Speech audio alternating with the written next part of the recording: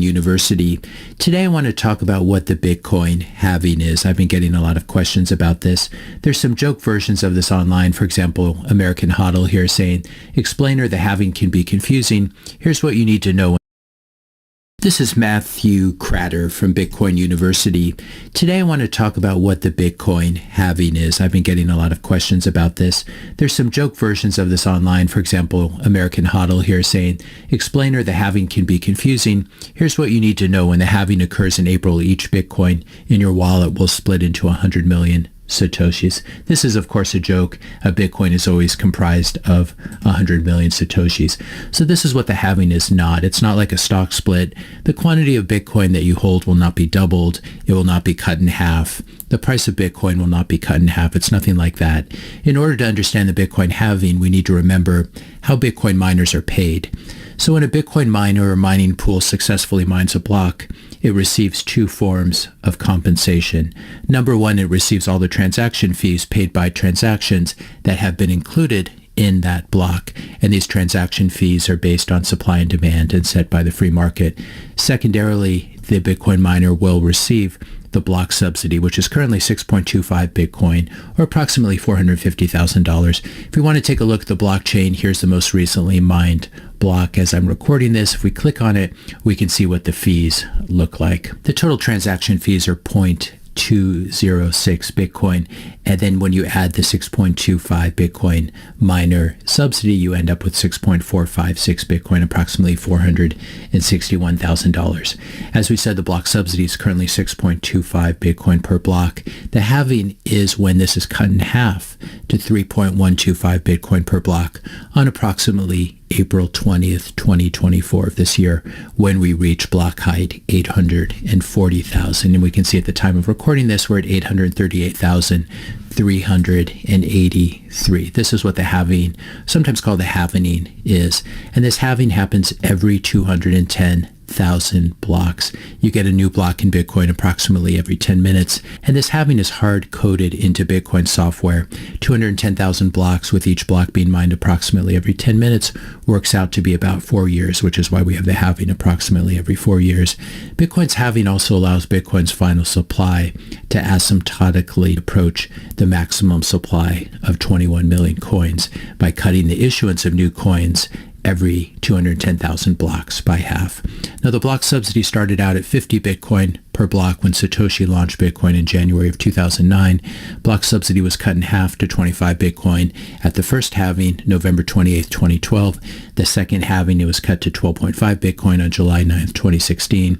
And the most recent halving, which many of us were around for, was when the block subsidy was cut in half to 6.25 Bitcoin on May 11th of 2020. The halving year, interestingly enough, is always a U.S. presidential election year and a leap year. We don't know whether this is by design or coincidence, but it is kind of fascinating to contemplate. I'll put a link in the description notes below to Clark Moody's Bitcoin dashboard, which has a lot of very interesting data. If you look at halving versus block time, we can see the different block times. So blocks on average come in every 10 minutes, but there is some variance. Sometimes they come in much more quickly, sometimes they come in much more slowly. But if we get the average block time of 10 minutes, the halving will take place on April 20th of this year at 1:07 approximately. I'm not sure what time this is set to, but that gives you an idea of the day.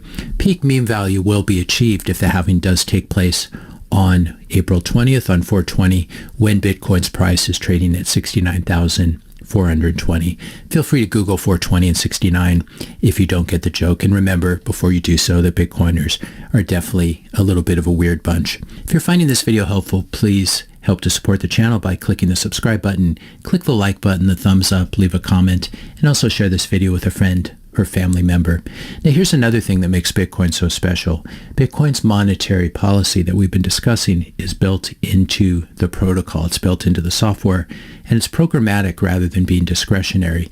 You can contrast this with this very primitive and corrupt form of monetary policy, which is the central bankers of today. For example, the FOMC, the Federal Reserve Open Market Committee, with Jerome Powell at the center here. This is a very corrupt bunch of people. They have full discretionary control over the U.S. interest rates and the money supply, and yet they seem to enjoy engaging in some insider trading. Robert Kaplan had a little problem with this, as did Clarita, as did Bostic, and these various central bankers have been forced to resign. This is a recent article from October of 2023, 2 years after the presidents of the Dallas and Boston Federal Reserve Banks left their jobs amid revelations they had traded on financial markets while helping to set monetary policy.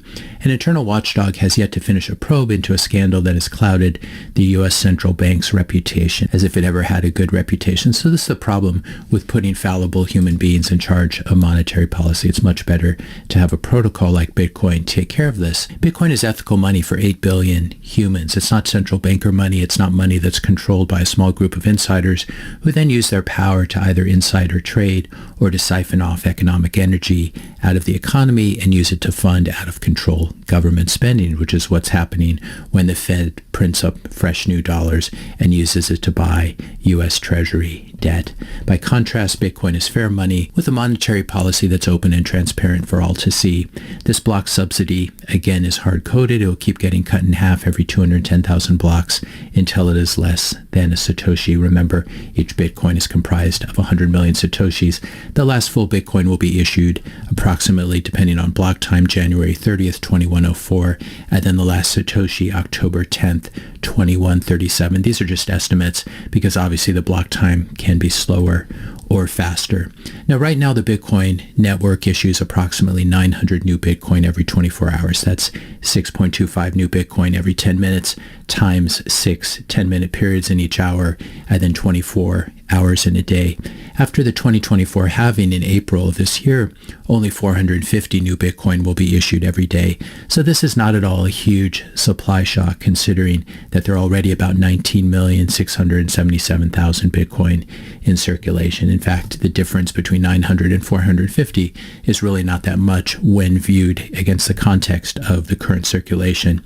For example, the first halving in 2012, the daily issuance was cut from 7,200 per day to 3,600 Bitcoin per day, which was a much more significant supply shock, especially considering that there were far fewer BTC in circulation at that time. So cutting the daily issuance by only 450 Bitcoin is not the same kind of supply shock. Nevertheless, the halving could still have a significant effect on Bitcoin's fiat price. For one thing, people talking about the Bitcoin halving is free advertising for Bitcoin, as I'm doing right now. And this is part of Satoshi's genius in creating this 4-year cycle that also overlaps, as we said, with the U.S. presidential cycle and the leap year cycle. Now, having the block subsidy will also make older Bitcoin mining rigs much less productive, and it'll be much more difficult for them because the reward may not even cover their electricity at that point. So some people may choose to sell their old Bitcoin mining rigs and buy Bitcoin with the proceeds. So this could also contribute to some upwards pricing pressure on Bitcoin as people exchange their Bitcoin mining rigs for fiat and ultimately for Bitcoin. The Bitcoin halving traditionally heralds a new bull market, but Bitcoin has already rallied quite sharply off the 15,500 bottom over the past few years. So the question is, will the bull market continue? I think probably thanks to increased visibility from the halving and a very strong ETF demand. Here we have Larry Fink pointing out that the BlackRock Spot Bitcoin ETF is the fastest growing ETF in the history of ETFs, which is just unbelievable when you think about it. Now, there's often FUD around a Bitcoin miner death spiral where the Bitcoin network implodes because miners can no longer afford to mine after the halving of the block subsidy. I don't think this is going to happen because Bitcoin is designed to be quite robust and quite anti-fragile. So what happens is if a Bitcoin miner can no longer afford to mine at 3.125 Bitcoin block subsidy plus the transaction fees, that miner will choose to unplug his rig after some point of mining unprofitably because it's very expensive to mine. You use a lot of electricity. If enough miners unplug, the total Bitcoin hash rate for the network will fall and blocks will begin to come in more slowly than every 10 minutes. After 2016 blocks have passed, the Bitcoin protocol, the software, will automatically adjust to make it easier to mine Bitcoin. This is Bitcoin's difficulty adjustment, which is part of Satoshi's genius. So those miners who have not unplugged after this difficulty adjustment will become more profitable. So the result, no miner death spiral. In fact, there's no Bitcoin price and there's no energy cost, either very high or very low, at which some but not all Bitcoin miners cannot continue to mine profitably. Bitcoin mining is an incredibly competitive industry. The least efficient Bitcoin miners will be forced to drop out of the race after the halving, leaving only the strongest and the most efficient Bitcoin miners. And this is a good thing. Bitcoin is designed to use energy that no one else wants, and also to use it extremely efficiently, and it doesn't need an Elizabeth Warren to tell it what to do. Rather, the free market ensures increased energy efficiency, unlike government policies which distort incentives and cause more damage than they prevent. You can ask yourself what has happened as the block subsidy has fallen from 50 Bitcoin in 2009 to 6.25 Bitcoin today. This might give us an idea of what we expect the Bitcoin network to do after the 2024 halving. Has the Bitcoin network and the miners been completely destroyed as their revenues have been cut, at least their revenues denominated in Bitcoin? No, they have not. In fact, the Bitcoin hash rate for the network has been skyrocketing ever since 2009, and especially in the last few years. So this is not something to worry about, a Bitcoin miner death spiral. Final note, this is another reason to keep Bitcoin's block size where it is today, to keep it limited, because limited block space helps to create a robust transaction fee market for Bitcoin that can help it to transition from a network mainly funded by new issuance, in other words, the block subsidy, to a network that is funded fully by transaction fees. And these transaction fees will become increasingly important as the block subsidy continues to get halved every 4 years. When a Bitcoin block is not completely full, it's still possible for people transacting to bid only one Satoshi per VByte for their transaction. By contrast, when blocks are full, that's when we get the real transaction fee pressure ratcheting up. And this can help to compensate miners and offset the drop in revenue from the falling block subsidy. The last halving, as we said, was on May 11th of 2020. Bitcoin initially peaked about 11 months later. So May 11th, the price of Bitcoin was approximately 8,572 at the halving, and then it went on to hit at the first peak approximately 63,000, and then it went on to 69,000 at the other peak. So we can still expect, I believe, some continued price appreciation here. Will history repeat right around the halving? Will Bitcoin's price do anything at that point? I don't really know. I don't have a prediction, and neither does anyone else. This is something that's fundamentally unknowable, and I think anyone who claims to know what Bitcoin's price action is going to be in the days leading up to the halving and the days after the halving, they're either a fool who are overestimating their abilities, or just a liar trying to sell you a trading newsletter. I think it's best not to try to time the Bitcoin halving. What I prefer to do is just to continue to dollar cost average into Bitcoin